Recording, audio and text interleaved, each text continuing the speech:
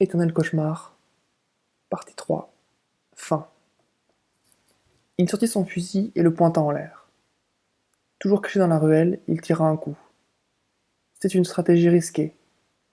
En cherchant à désorganiser les créatures devant la porte, il pouvait aussi en attirer d'autres, et il n'aurait alors plus aucune chance de passer. Il jeta un regard furtif vers la porte. 2 des gardiens se dirigeaient vers lui.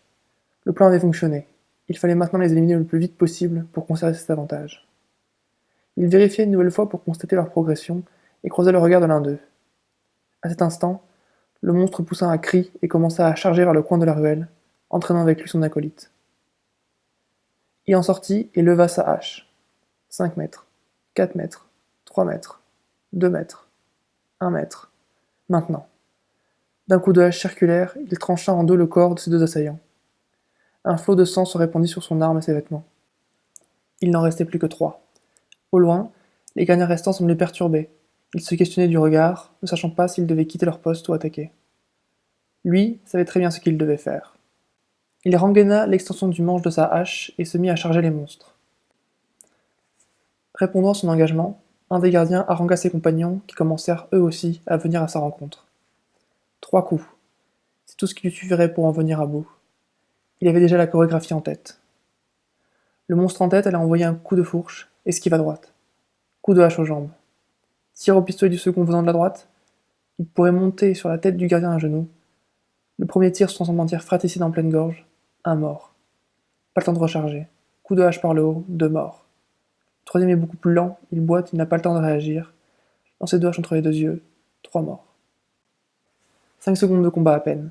Ils étaient au sol, gisant dans une mare de sang qui se dispersait entre les rainures des pavés. Il avait réussi. Il se tenait face à la porte embrumée. Il prit une longue respiration, et il traversa l'arche de pierre. Il se retrouva dans une immense salle. Elle ressemblait à une nef d'église. Cependant, tous les vitraux étaient brisés, et certains morceaux de voûte manquaient. Il se tenait sur ses gardes. La salle était silencieuse et semblait vide. Mais il savait qu'il ne fallait pas se fier aux apparences. C'était le propre de ce monde. Endormir pour mieux piéger. Il regardait frénétiquement autour de lui. Ses mains, si sûres jusqu'ici, étaient devenues moites et tremblantes. Soudain, un terrible hurlement fit trembler les murs de la paroisse. Il regardait partout autour de lui. Il ne parvenait pas à discerner d'où provenait ce cri puissant. Où était-il? Pourquoi ne parvenait-il pas à le voir?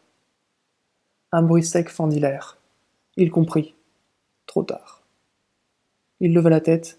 Une ombre ailée fonçait droit sur lui. Il ne pourrait pas l'éviter. Il tenta de rouler sur le sol pour esquiver, mais était trop proche. Elle l'embrocha de sa lance d'un coup sec, en plein cœur, sans aucune pitié. C'était fini. Il se réveilla. Une nouvelle résurrection, une nouvelle réapparition près de cette lanterne. Une fois de plus. Il éclata en sanglots.